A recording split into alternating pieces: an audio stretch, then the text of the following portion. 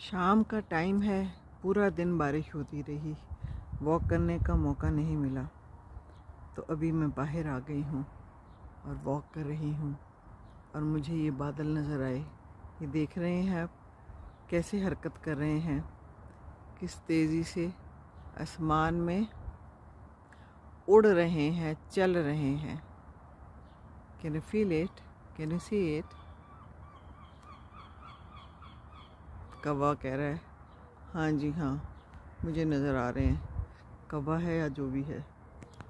ये शाम का एक खूबसूरत मंज़र है ब्रिस्टल यूके से।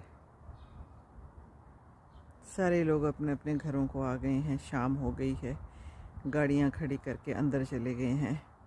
बाहर ना बंदा ना बंदे दी ज़ात। देखिए कहीं ना कोई परिंदा उड़ता हुआ नज़र आ रहा है अलबत्ता।